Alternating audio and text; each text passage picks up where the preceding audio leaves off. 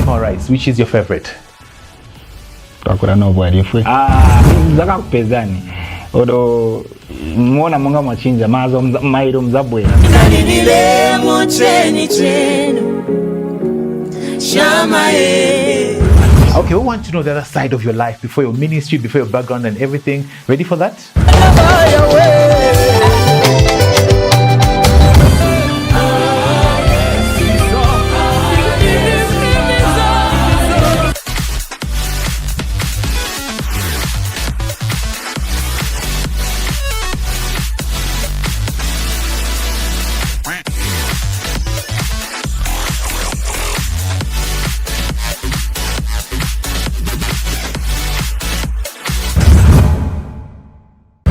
Rice, which is your favorite? You're welcome to a special interview right here on Light Television Zambia with me, Martin Lutona. And this special one, we're delighted to be joined by a doctor that specializes in men health. And so he's a Christian and minister of God's word, who has helped many couples, many men to get their health recovered, or whatever it is that they could be going through. And so this afternoon, I'm delighted to be joined by the Dr. Willy Sichilima, who helps us understand. He specializes in men health, like I said. So it's good afternoon, a good day, whatever time it is, wherever that you're watching us from. Doc, good afternoon and welcome to the special interview. It's good to have you with us, and I know that you've done a lot of ministry over the weekend, talking to men and preaching and whatnot. How has been your time? Well, this weekend was quite busy, but I enjoyed it. Apparently, I was actually looking forward to it. Wonderful indeed. You've blessed us so much, and I know that even the viewers out there can benefit as well from this interaction. And the topic of discussion is men and masculinity. You understand that today men have a certain way of defining themselves, and also women as well have a certain conception of men, what kind of a man one should be. And so because of that misconception, you find that many a man forget to know who they are, who God created them to be, and so that is where the problem comes in. And so to start with, Doc, what is your explanation or your definition of who a man is? A man, if a man is a person who takes responsibility, a man is one who makes decisions, a man is a person who raises a family. And a man is one, when you look at the definition of a husband, it comes from the word husband, simply means house band, someone who binds the house together. That is a man. So the man who doesn't bind the family together is not a man. He doesn't qualify to be a man. And apparently, even Paul makes it, if anyone does not work, let him not eat. Because except a man must be responsible in looking after the family, and then he expresses. But Doc, where are we losing it? Because at the moment we discover that many, instead of a man doing the husband work, holding this husbandly, like you're talking about, now it's a wife band. Instead of it's the wife that is providing, the wife who is making decisions. And where have we lost it as men? It's a very unfortunate situation. Perhaps so much very likely is the foundation and the beginning of the growth of men. You know, long time in our time of growth, when you are a young man or a boy, you would grow with elderly people and you begin learning your responsibilities. Most of the young men today, they're just growing up. You look from their families, they become very responsible. They become drunkards and smoking daggers. Once they grow up in that particular scenario, they have no responsibility whatsoever. Wonderful. So, Doc, modernity has affected each and everyone. Young, old, you find that even old people are busy on the phones. It's like everyone is modernized. Who should we blame about this? Should we blame the old people, or is the young ones that have become busy? Because it's like each and everyone has become busy at the moment. So where should we lump the blame? It reminds me the story of the priest Eli. When his children misbehaved in the church, God did not talk to the boys, to his children. He went and talked to the father, because God knew that it's the responsibility of the father to train and bring up these children, be responsible in life. So part of the reason why our children are growing like vegetable men, it's because of the poor upbringing from our homes. Old men are not doing enough to make sure that they are failing their responsibilities. Are raised up properly. Exactly. That said, we'll take a break for now. We'll be right back soon. Stay tuned.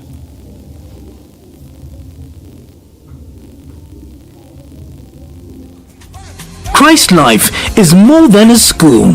It's a nurturing community. Our qualified teachers use innovative methods that keep the minds and hearts of our students engaged. Our cafeteria isn't just a place to eat. It's a hub of nourishment and community. Our sports activities are always filled with fun and creativity that promote teamwork and confidence in every child. With access to the latest educational software, learners are prepared for the digital age with confidence and creativity. Empowering students with skills in and out of the classroom. Swimming is a life skill that is cardinal for survival. Our ballet programs teaches more than just dance. It installs grace, discipline, and expression. The heart of knowledge builds in our school library with a wide collection of fiction, non-fiction, reference material, and digital resources. Our school offers exciting and safe playground facilities for both ECE and primary students. Safety is our top priority, and our drivers are carefully selected for their professionalism and commitment to the well-being of our students. At Christ Life School, we believe education is not just about passing exams, it's about preparation. So, if you are looking for a school that feels like home, where your child will be known, loved, and challenged to reach their highest potential, then Christ Life School is the place.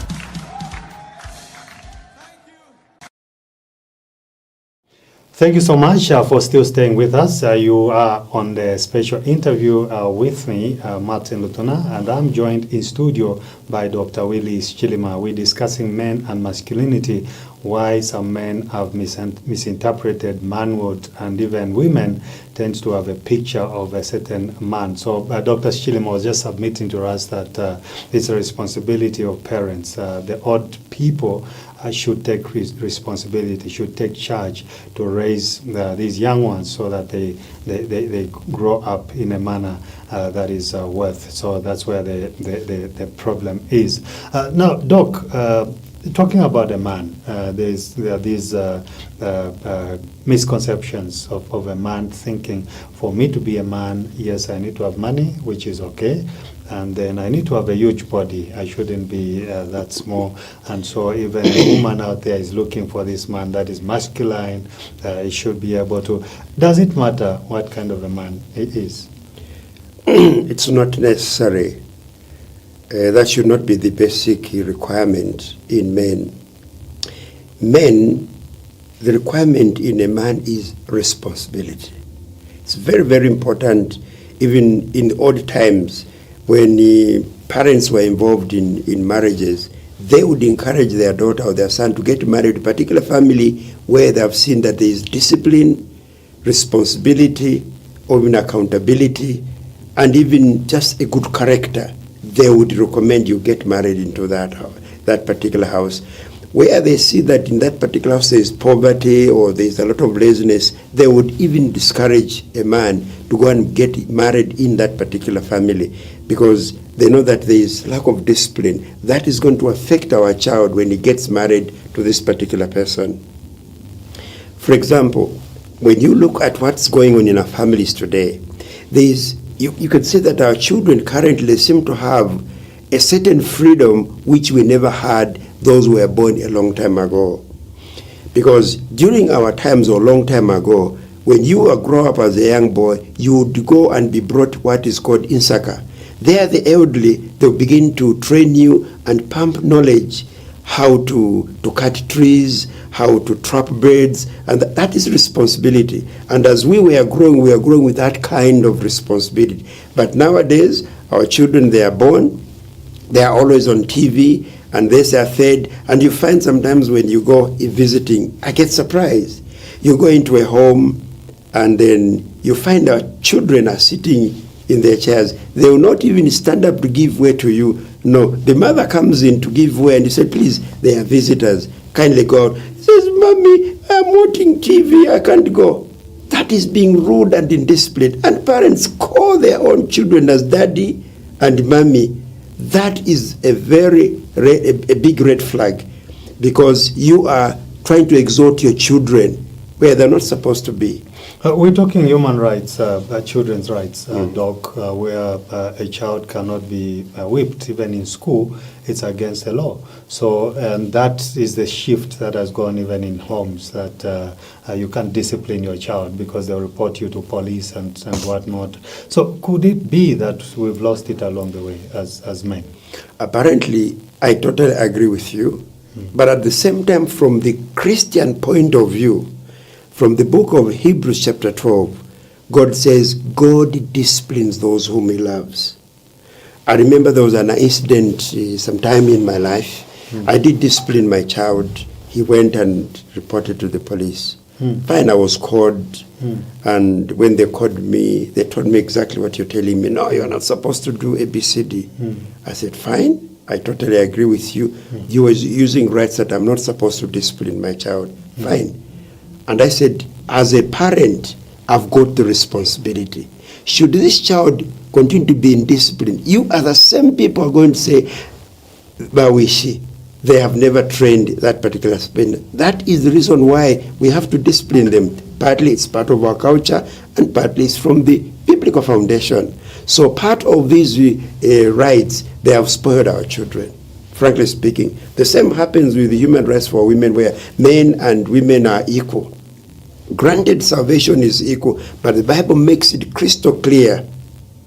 Women are a weaker sex with men. But they don't want to accept that. They don't want to accept, and that we are equal. Exactly. So a woman will provide for the husband who is not working, do what, and a man would relax to say, no, my wife has assured me she'll provide, she'll do what. Exactly. So that man is the one you're saying doesn't qualify to be. It doesn't qualify to be a man. Because the question is, this man will continue to dance to the music of the woman.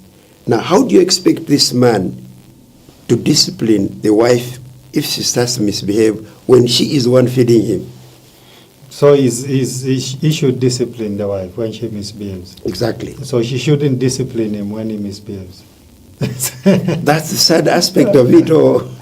Human rights and whatnot. They have really brought big challenges in homes. Okay. Yeah. And you find, like, even our children, they can do anything. You as a parent cannot instill discipline in that regard, because they will report you to the police.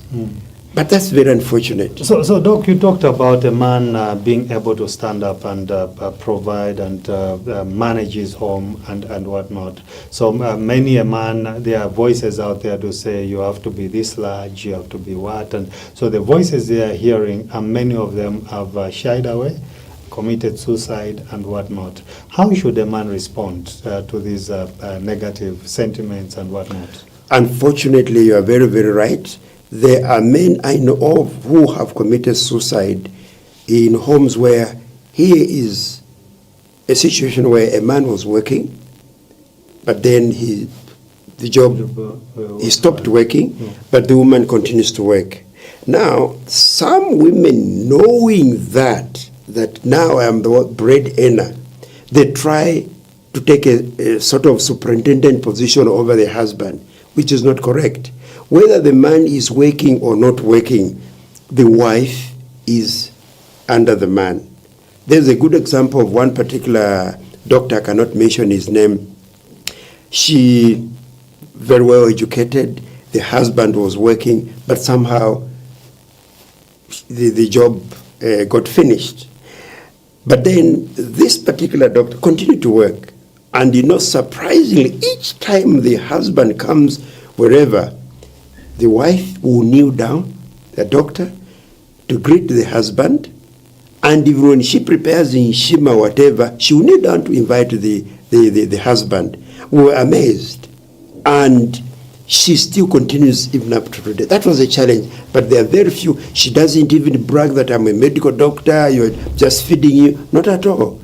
When she gets money, she requests, what are your needs? So that she can attain. Is she a Christian? Well, she belongs to, I'm not too sure if she's a Christian. Or it's culture that yes, but she was very obedient. And there was one particular time, one of the friends came, we were in the hospital, and she was like, how is your husband? He says, fine. Up to now, he's not working. He said, no, he has not found a job. So how are you managing? He says, fine, I'm working. So we are managing. Yeah, but how are you managing without your husband? That is immaterial. If it was the other way around, would you complain? If he was looking after me before I started any work, why can't I look after him when he has no work? The other colleague became quiet. Doc, what do you say to a woman out there that is working, and how should they handle their husband? More so, it's a time for revenge for many a woman. If this man was maybe even at girlfriends and whatnot, now that he doesn't have a job, it's a time for payback. So a woman would mistreat the husband and whatnot. What is your word to them? How should they handle? It's very unfortunate. Yes, I've seen women trying to revenge for what they went through some time back. This is not fair. Love is greater than death. This is an opportunity for a woman to demonstrate the true love for the man. Is to show the true love to the man, especially in time where this gentleman is helpless. But if the woman stands out to try to revenge, that was not love. That's not love. And especially from the Christian point of view, it is time even to testify and show the love of God. Look, God loved us while we were yet sinners. God loved us. Why not extend that love as a Christian? While my husband does not have a job, I should stand by him and even continue to love him. That should be the scenario, not to exploit him that he doesn't have. Usually certain men as a result of that, because the way women are wired is totally different from the way we are wired. We are wired in the sense that a woman will respect me, right? And she will be obedient to me. But when a man comes in that scenario, others, they would leave. Others, those with a weaker mind, they commit suicide, which is not a solution. You're not solving any problem by committing suicide. It's very important to sit down and talk, discuss. What if one day that gentleman gets a job while your job finishes? Would you mind if the gentleman does the same thing you're doing to your husband? It's not fair. So treat others as you would have them exactly treat you. That is the message there. Exactly. So, Doc, a man many a times is told you are a man because you have a child. If you've been married and you don't have a child, you are not a man enough. And more so, if the woman before you married, she had a child somewhere else, and then you come into this marriage, no baby, no pregnancy, no miscarriage, no nothing, then you just say you are not a man. Meanwhile, everything is okay.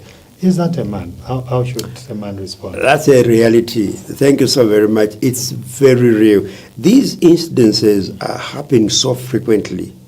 Yes, it's very, very true. I've come across many, many situations of that kind where it's true. Even from the cultural aspect of it, a man who does not produce a child is not a man enough. That's how we've been brought up in our culture. But from the biblical side of it, it's not true. And this sometimes I do admire certain English manners where... Just to chip in there, you say from the biblical point of view, you see Jacob is troubled by Leah. Is it Rachel? He said, give me children. Yes, yes. Give me children, because he thinks it's a man who should give children. Exactly. Just continue. Just chipping. Which is very, very true. But one person we can recommend is Sarah. Sarah, yeah. Abraham lived for many years without a child. But look at the loyalty Sarah had with Abraham. I mean, that is a very good, shining example. She never threatened even a day that I'm going to depart from you and go and get married and have a kid elsewhere. Other women today, either there is going to be chaos in a home, and a man is made or reduced to be less of a man. Now and again, he is ridiculed, he's literally insulted, belittled in many, many respects. And you know, a man is literally reduced to a small thing, which is very unfortunate, because our culture does insist that a marriage without children is not a marriage enough. But most of our colleagues in Europe, they have lived without children and they adopt and they are happy. But in our culture, a man without a child is not a man enough. And apparently most of the cultures, the parents get involved in. How can you stay with a husband who has not given you a child? No, you should get out from this house. Or they'll say, leave him and get married elsewhere. The influence of the parents, because of the foundation of our culture, also plays a role. And the first point is to say, your woman doesn't conceive. So exactly. Leave her and marry someone else, exactly. because she can't give you children. So are we, as parents, you are the ones causing confusion in families? Or many times they are. But from the medical point of view, it's very unfortunate, because from the cultural point of view, a marriage where there is no child, especially the example you gave, if a lady had a child before you got married or somewhere, and then he gets married to somebody, and then this gentleman does not produce a child, 100% of people will say the guy is the one who is important. So what should they do as a couple out there? They don't have a child, they've been married, and the man wants to feel a man. What must they do in this situation? The unfortunate part of it is men, naturally, they are shy. They don't make advances for investigations. But the solution to this is that both parties, the wife and the husband, they sit down. They should have a common goal, because having a kid will bring pleasure and happiness to both of them. What they should agree on is to have them, both of them, investigated and see how best the hospital can help them in this particular regard. And you find most of the time the solutions is there. But because of the cultural aspect, we begin even accusing people, oh yes, this is one who is important, this one is one causing to have, which is unfortunate. Sometimes you find the person we are defending is the culprit. So it is very, very important that both parties agree and go so to the it's not for a woman to sneak and go to a witch doctor or go to Papa and ask for a child, and so that she can surprise the husband? It's very, very, very important in marriage, transparency. Things of that kind must be done with knowledge of each other. Doing things behind the back brings a lot of confusion. If this woman goes, probably gets to be prayed for a Papa, and then the gentleman hears elsewhere, he may even be suspicious to say that it is him or somebody else who produced this child. So it is important both of you agree. If you want to go and see a prophet also, go both of you. There must be transparency and there must be collective responsibility. Collective responsibility indeed. So a man that is looking at being a man enough, as a couple out there, or is just a family man, he has children and whatnot, but somehow he doesn't feel man enough. Based on maybe the surrounding, or because he doesn't have a job, things are not working well, and he's contemplating so many things. What would be your encouragement to that man? I do agree. When a man is living in that kind of atmosphere, it even affects their libido. Eventually, it may even affect having children, because constantly he begins looking down upon himself. He begins developing what is known as the inferiority complex. Oh yeah, because I don't have this and this. And you know, the enemy takes advantage. If you're a believer, he takes advantage. Constantly, you find that you are the one being blamed. You begin even apparently blaming yourself, that I'm the one who is responsible. That affects your mind. And you know, since sex takes place in the mind, that's it. It will even affect the loss of libido in making your marriage happy. So somebody's social status contributes to their libido, and many times you see that many a man would go to the gym because they want to bring back the libido, or is it they would take boosters and whatnot. Are these things necessary, or is somebody that should work on their emotions and mind for stability? I appreciate that observation. It's true. One thing that most people don't realize is that the mind plays a big role in raising libido. If the mind is affected, it will affect the rest of the systems in libido. Yes, as you say, first and foremost, it will be very important for the two of you to discuss the real issues, both of you. Once you open up and discuss it with your wife, it reminds me of one guy, we did the sperm count, and the sperm count on the lady came and talked about the wish of having kids. So I said it would be very important you come together with your husband. Well, I talked to both of them. So the husband was very delighted. What he decided was, well, I would like to volunteer that you start investigations with me. I said, oh, that's okay. But then the wife said, well, why don't you start investigation, both of us? I said, fine, depending if you've got the resources, we can start. Usually men are reluctant to go for investigations. You know, the reason why they are reluctant is, what if it is discovered it is me who is at fault? I'm going to lose the respect for my wife. There will be no peace in my home. She will even threaten to leave me. That is the fear of the man. And it affects them even each morning he wakes up. How does he command his wife to do ABCD? How does he even tell, when I come back, even washing, she can say, you come and do the washing on your own. How do I wash clothes for a man who doesn't give me a baby?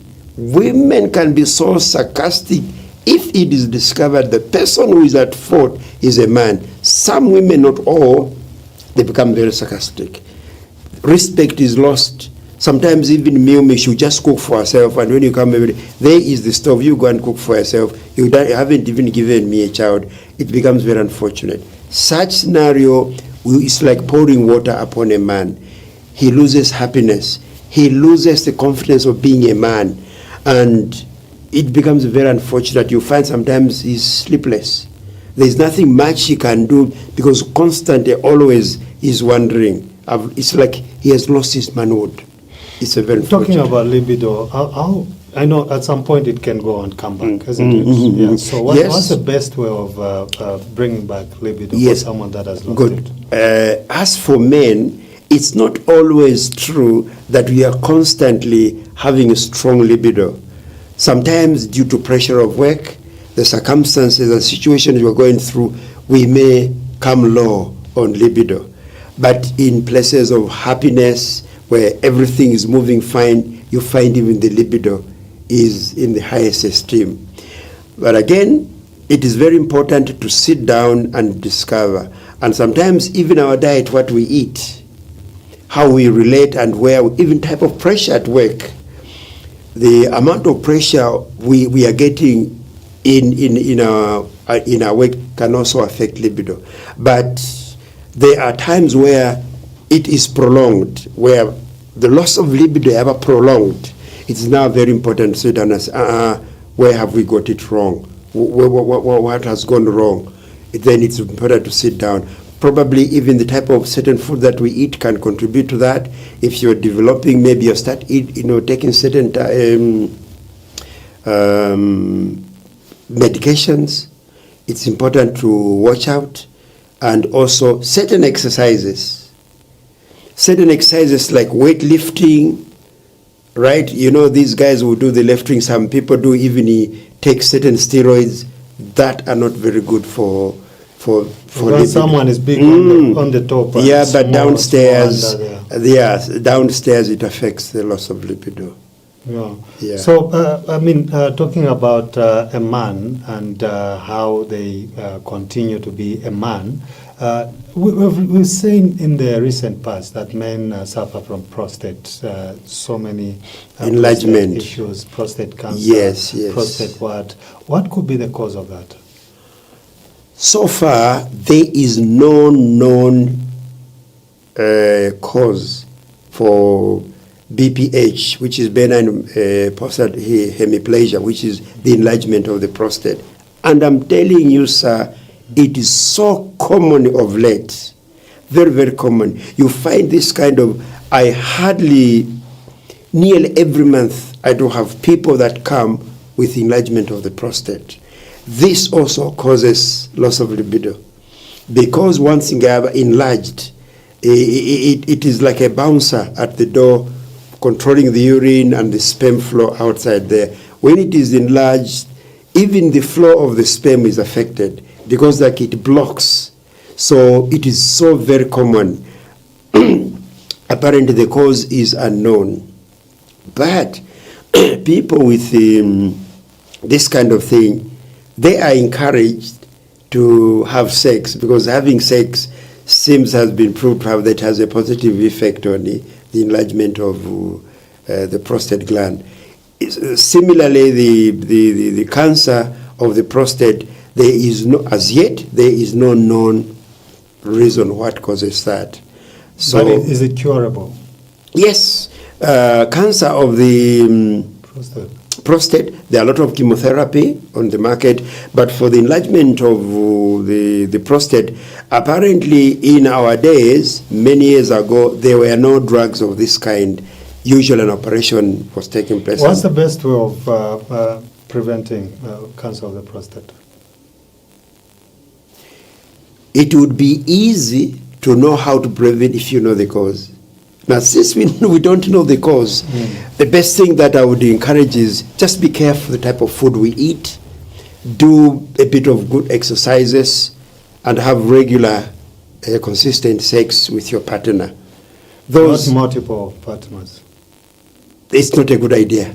It's not a good idea. Having multiple has even other consequences on your reproductive system, especially women, when they're having multiple partners, they can have PID and other infections. You've talked about men being ashamed of fear of being discovered, and if someone is struggling with prostate, they don't know they have it, but it's there. What's the best way to know that this is there? Should they go to the clinic? How should they get to make sure that this thing is presented, if it's there, before it kills them? Because many Thank you so very much. From that. It is very easy today to know. There are two ways. You can do, there are certain blood tests that are done for PSA, and also you do a pelvic scan. Nowadays, it's very easy. The modern pelvic scan, they're able to locate, and they'll even tell you the size of the enlargement of that. So it is good. You know, one of the best things that we always miss to do, most of these issues, including enlargement of the prostate, could be easily be picked when they are in their early stages. If we were having what our colleagues in Europe usually do, having regular medical tests, where others, they do every 6 months. I know one client who comes from Lusaka, every 6 months he comes just to do, not that he's sick, medical but tests. It's expensive. Some people say it's expensive to But do. life is more expensive. I mean, life is not cheap. More precious. Because when you would have every 6 months, you would pick if in its early stages. Because after 6 months you come, it is normal. After 6 months, you begin to pick, because it doesn't develop quickly. It is slowly. Sure, you can pick it twice. Tests are done in a year. You can easily pick it. Once you pick it in the early stage, including cancer, it is easily treatable.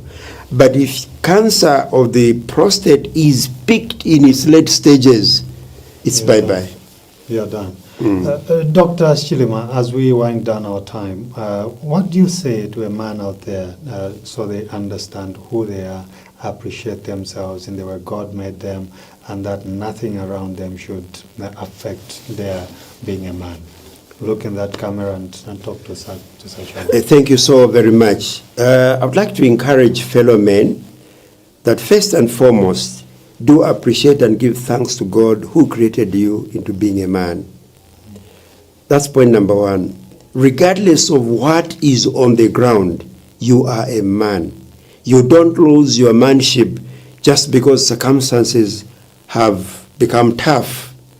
And it takes a man to go through the valley of lack, shame, and humiliation, knowing that I'm just going through this valley, but later on, I'll be on the other side. Just stay strong, be focused, and be on your knees. God is always there to stand by his own.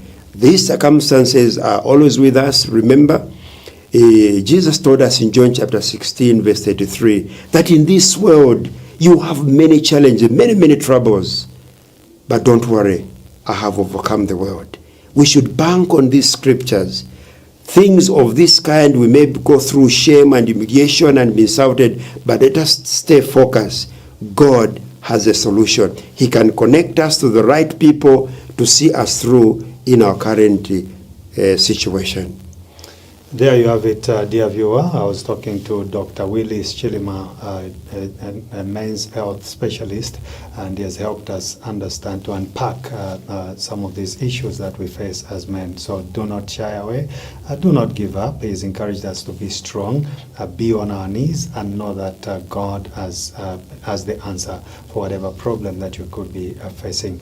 God bless you. This is where we come to an end of this special interview. I've been your host, Martin Lutona. Until next time, bye-bye. Bye-bye. There's only one place where worship takes center stage. Worship Holy is an exciting show that opens up the sky as the Holy Spirit takes charge through the Word of God. There is only one place where worship takes center stage. Worship Holy is an exciting show that opens up the skies as the Holy Spirit takes charge through the Word of God. It's time to dwell in the presence of the Lord on this heart-melting show. Worship Holy, exclusive to Light TV. Channel 121 on Topstar.